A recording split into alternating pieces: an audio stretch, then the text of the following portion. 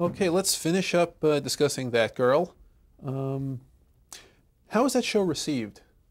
The show, the reviews of That Girl were very good, and ratings wise, I know I have a plaque up in my office that it was it was second, number two show was second with a 44 share. Okay, a 44 share now is unheard of. You don't get that, but those were, when there were only three networks, so it was a whole different thing. Yeah, it did very nicely. If it didn't do well in the ratings, it wouldn't have lasted.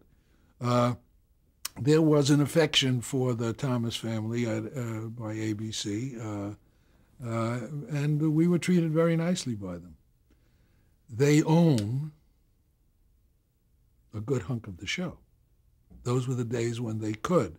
Then the rule came in 1970 when networks could no longer do that. No, that rule has been, now they own everything, but they own a good hunk of the show. They've done all right.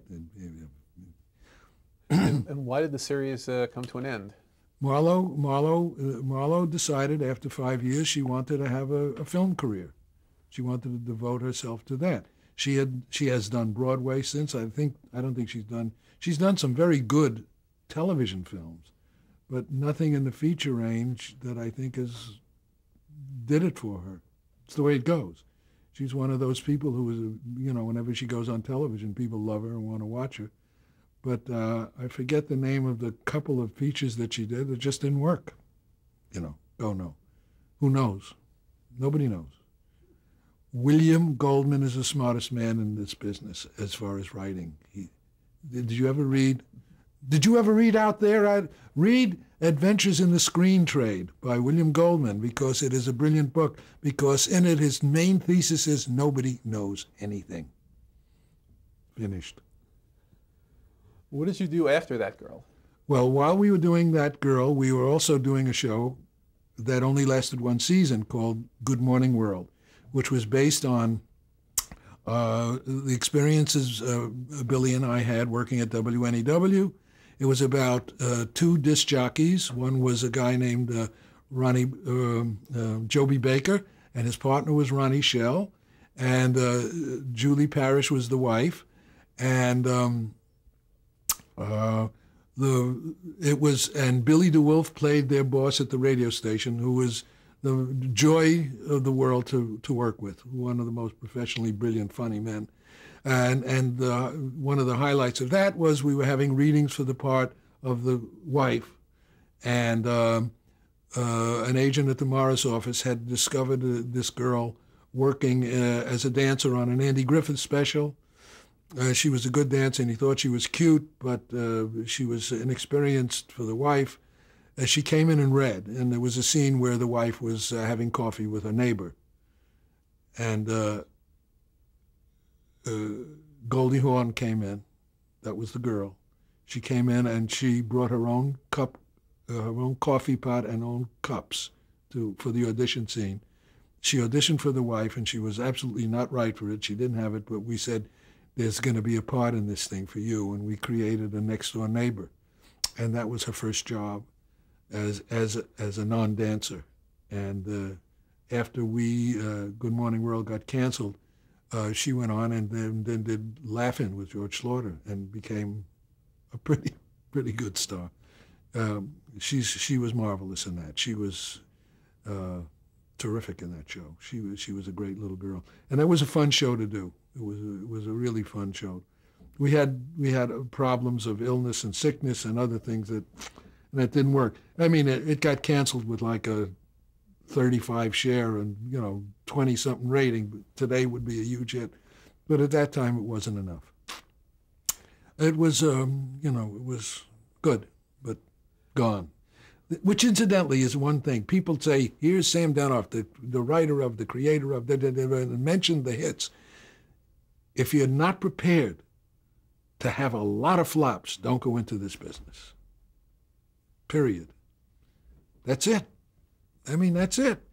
I mean, any business. You think every tire that Firestone makes sells a lot? No. You have, some work, Stephen Bochco, all the big hits, have a lot of flops. You don't advertise them a lot because it doesn't look good on your resume, but you do. You can't help it. Who else from the Dick Van Dyke Show was involved in the Good Morning World? Carl and Sheldon. In what capacity? As advisors, mainly, yeah. And can you talk And about... John Rich directed some stuff for it, yeah. What other directors were there? Oh boy, oh boy, oh boy, oh boy. Don't ask me that question, because I don't remember. I don't remember a lot of the directors. I have a notation here, E. Duke Vincent. No, E. Duke Vincent was not a director. Oh, I'm sorry. E. Duke Vincent was a writer. Was a writer on the show and then directors. He was E. Duke Vincent, who became Aaron Spelling's partner, was a friend of mine who wanted to be a writer, and we teamed him up with a guy named Bruce Johnson, and they wrote some scripts for us. And he went on to a career which is, he now has $837 million, or something like that. They keep selling that company, and all the stock from Spelling, he keeps making money. He keeps threatening to retire. Every time I talk to him, well, I can't, we sold a new show, we sold a new show. He said, lend me one of your houses and 2 of your cars, and that'll be fine. Could you talk about some of the plots for the various episodes for the show? Oh, the Good Morning World had, again, it was a marriage, a man and his wife, and problems with that. As a matter of fact, I just had to send a clip of it to someone who was doing an intimate portrait, one of those profiles of Goldie Hawn. They asked for a clip, and I sent them a clip of a show that a friend of mine, Rick Middleman, wrote for us, which was based on a true story of a guy we know, a scoundrel kind of a guy, who every time he went on an airplane trip, he would buy insurance, life insurance at the airport, to 5 or 6 girls, but 5 or 6, each one of them would get an insurance policy on his life. So when he came back from the trip, they'd say, oh my God, you think enough of me to, take out a life insurance. So we had the Ronnie Shell character, who was the bachelor, do it, and Goldie was the one who got the life insurance policy. Then we did one where they show up at a convention. They're asked they're paid a fee to go to a convention out at this resort in the desert, and they think it's wonderful, and they don't know it's a nudist colony. Okay, one of those. No, it had, and as I said before, the Billy DeWolf, who came from vaudeville days, a superb, wonderful actor. He was actually the patron of the Good Morning World show. He was in charge. Not really, but he would sit at the table, tapping his fingers, looking at his watch. And if people weren't there on time, he said, Mr. DeWolf is getting very upset and very impatient because you're wasting Mr. Persky and Mr. Denoff's money, and unless you're on time, you're out of here. He was wonderful. He was a marvelous funny man. It was fun. That was fun. It was one of those good shows. And the title, Good Morning World, came from the opening words of the disc jockey friend of ours, William B. Williams in New York. He opened every one of his shows that way. Good morning, world. This is William B. William B., incidentally, was the man who coined chairman of the board, the title for Frank Sinatra. He was the man who called him that. That was the guy then. Okay, just remembered that. Also during this time, you did a Sid Caesar special. Tell us about that.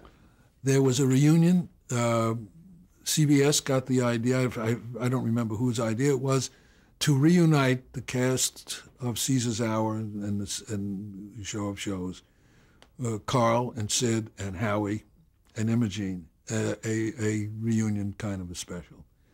And because of our former association with Sid Caesar and because of Carl, Billy and I were asked to work on it with Mel Brooks and Mel Tolkien and Carl to write it. Well, boy, again, this was one of those gifts from the gods, working with with those guys, the two males who were just amazing, and it was an extraordinarily, we won Emmys for that. Yes, we won Emmys for that.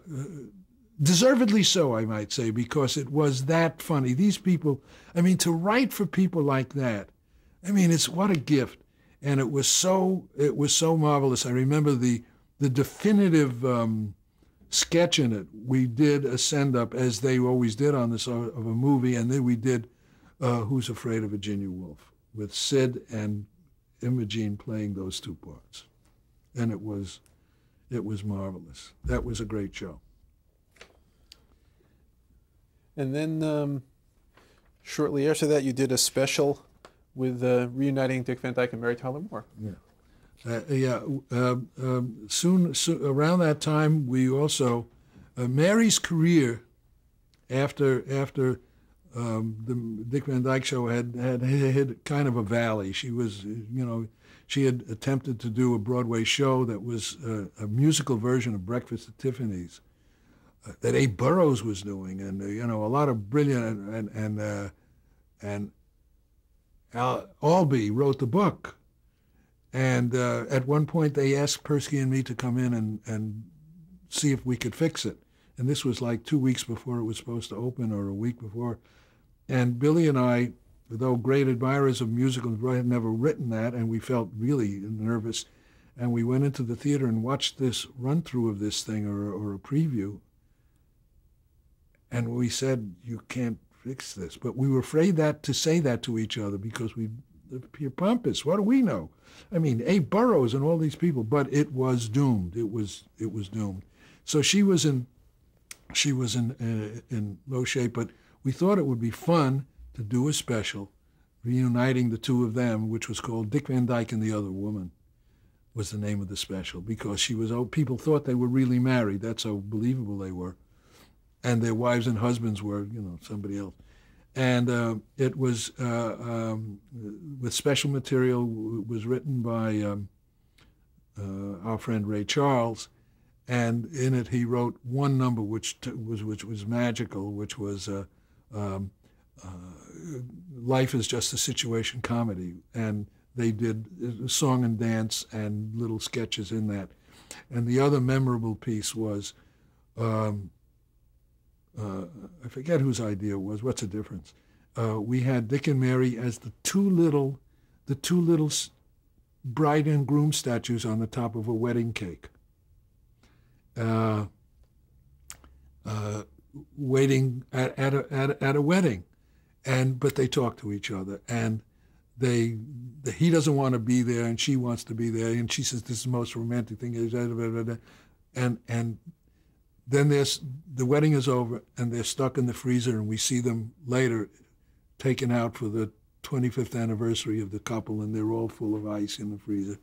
And the culmination of the number was really so sweet. They sang the great number from Fiddler on the Roof, "Do You Love Me?" "Do you love me?" And it was a terrific special. And Mary, quite often, has credited that special with rejuvenating her career, which it did, actually, because CBS said, "Oh, wait a minute, why don't we do a series with this girl, because she really is good." They'd forgotten about it. And then Alan and Jim wrote the Mary Tyler Moore Show, which is great. Could you talk about the series The Funny Side? Yeah, The Funny Side was another of our dreams that was well-intentioned, but The Funny Side was an offshoot of a twice removed offshoot of a special that Persky and I did called The First 9 Months of the Hardest, which was a television translation of a comedy album that we'd written about pregnancy. It was originally a comedy album with a fellow named Lenny Weinrib, and I forget the actress's name. And they liked that, and they said, "Why don't you do a special about marriage and family?" So we did we did one called The Americans, which was the second special in that thing, which was 5 married couples, a senior citizen couple, a blue-collar couple, a white-collar couple, a black couple, a teenage couple. And they liked that so much, they said, why don't you make a series out of this? And that became the funny side. They didn't want us to call it The Americans for some reason or other. But all of those people were Americans, so I don't know why they didn't. But we did that, and we needed a host for it, and we asked our then friend, not close friend, but Gene Kelly to host it. And it was a wonderful ensemble show. And each week we covered a different subject, how all of these different people from different ethnic, economic backgrounds deal with the subject of money, birthdays, holidays, all different subjects, the funny side of newspapers, if you will. So it was really a monstrous writing job, and we had a great writing staff of Pat McCormick and Arnie Kogan and Mickey Rose, and just terrific writers, and Patchett and Tarsus were working on the show for us. And in addition, it was a monstrous undertaking, and probably misguided, because we wanted to really make it like do a book show every week, which we did, and we had original music. There was no again, Ray Charles wrote the pilot, but he couldn't do the series, so we hired a guy that we had met and knew from WNEW, a brilliant musician and jazz man and songwriter named Dave Frischberg. And he wrote stuff that is just magical. And that show was just great comedy and terrific music, but then we realized after testing, after the show was canceled, that people didn't want to hear original music on television. They don't have the attention span for it. Some of the performers went on to bigger careers, Cindy Williams and Michael Lembeck and stuff like that. John Amos was in it. And it was a show. It also had the disadvantage of being against Marcus Welby in its second season, so we were dead in the water when we started. That's another thing. You can do the best show in the world. Wrong time period, gone. And so what did you do after that? We mourned. Let's see. After the funny side, I think. Well, we did. I don't know. I forget the year. You know, we did two. We started again 2 shows. We sold 2 shows. One to NBC, one to CBS. One was called The Montefuscos, and the other was called Big Eddie. Mm-hmm. Both lasted, I think, a half a season. Again, The Montefuscos was about a warm Italian family. It was originally called the Sunday Dinner. That was the whole idea. The Sunday dinner of an Italian family Sunday dinner is a great thing, because growing up in Brooklyn with my Italian friends, that was always a big event, and my friends in college. So they bought it. They loved it. And they said, but you can't call it Sunday dinner. Why? Because it'll be on Thursday night. So what? People won't be confused. You call it the Sunday? No. We had to change it. We changed the name. And then we did a show starring our idol and former boss, Sheldon Leonard, called Big Eddie, about a guy who runs like a sports arena, like a thing. He was a former wines guy, a gambler, like that. And that started out with 40 shares the first 3 weeks.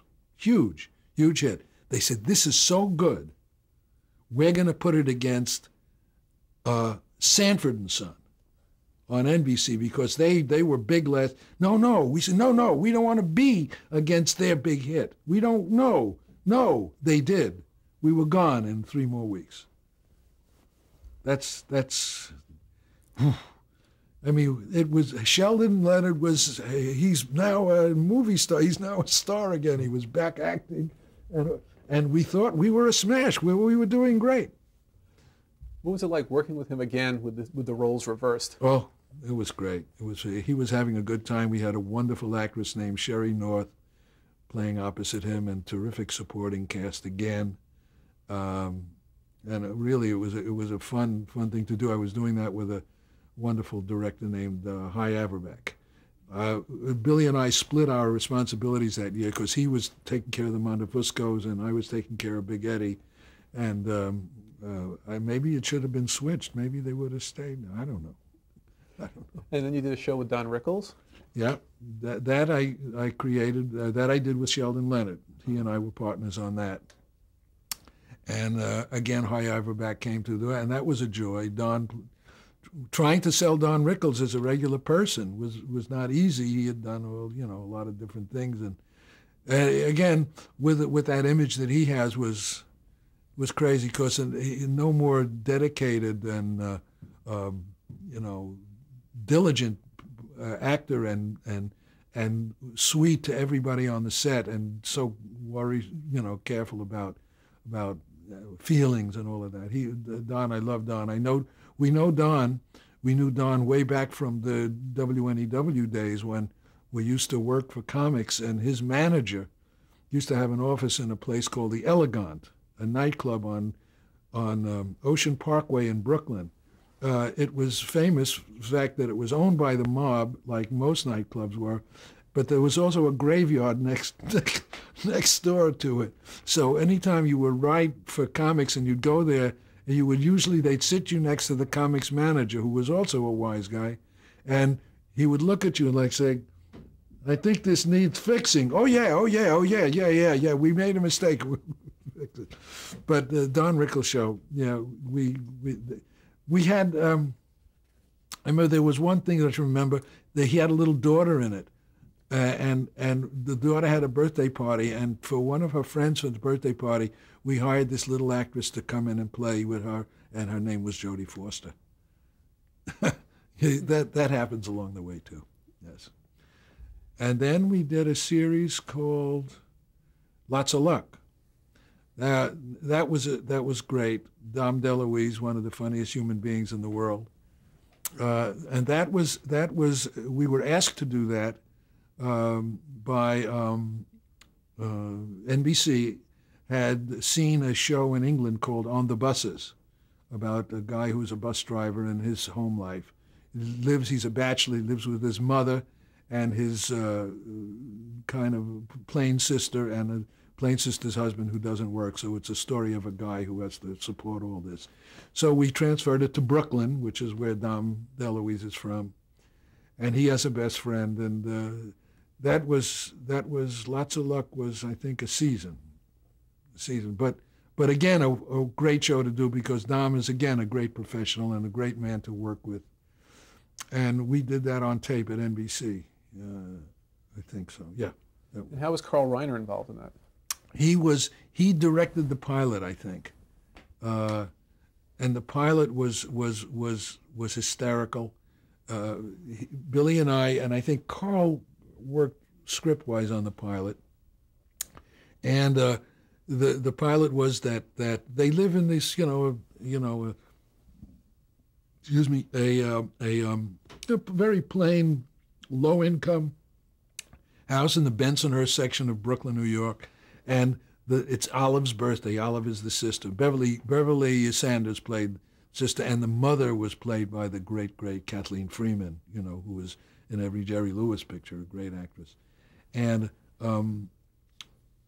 so they decide, the character of Dom DeLuise's character finds out that from his mother that what really Olive wants more than anything else is what her best friend just got, which was one of those new modern toilets, the new low-slung ones, not those old-fashioned ones. So that's what the episode was about, buying his daughter one of those pink toilets, pink with an orange seat, because it was leftover from a Howard Johnson's, and installing it while the birthday party is going on downstairs, which became hysterically funny. It was very physical. And when that pilot went on the air, NBC loved it, and it tested great when they did. Oh, it's great. This show is going to be, because it's blue collar and it's wonderful. They tested it. Then we got the day after the show was on the air, and it got a very good rating, the pilot. we got a NBC executive came down to us and said, fellas, we're in trouble. What? That a whole bunch of affiliates in the South said they're not going to run the show anymore because how dare these people, who are these people that dare to show a toilet in prime time when children are watching? Seriously. So that was those days. Can you imagine in 15, 20 years what's happened with? But that was that. That's why that sunk, because they were down on it, and a lot of stations left it, so they couldn't afford it. I think that was when one of the NBC executive told us, either with that or the funny side, we want to tell you guys, this is the finest show we've ever canceled. I said, gee, makes me feel so good. And you also did a Hallmark Hall of Fame special. That was a marvelous experience. That was a marvelous experience because that was, by meaning that, Hallmark Hall of Fame, we were asked by Universal, had bought the rights to the great Kaufman and Haas play, The Man Who Came to Dinner. And they had gotten an agreement by Orson Welles to star in the part of Sheridan Whiteside, classic American play. They asked us to adapt it for television and to produce it. Well, wow, Orson Welles, wow, another guy we're going to meet who was like a god. So we got busy and we cut it down to time and updated some of the references because the thing I think was written in the late 30s or 40s. So, and we then had to hand carry the script to New York to Kitty Carlisle, Mosshart's widow, to approve it or not, which she did and thanked us very much. She met us with white gloves on, and a wonderful lady. And we then returned with the good news. Of course, Universal found out that the news was good, and now we were ready to go. We could go and we could cast it. We then get the news that Mr. Wells could not come here to shoot the show. He lived in Europe, and he could not come because the IRS would have put him in the slammer. So we had to work it out to do it in England, which he could go to. And one of the sweetest stories, and we had a great cast, Marty Feldman, Joan Collins.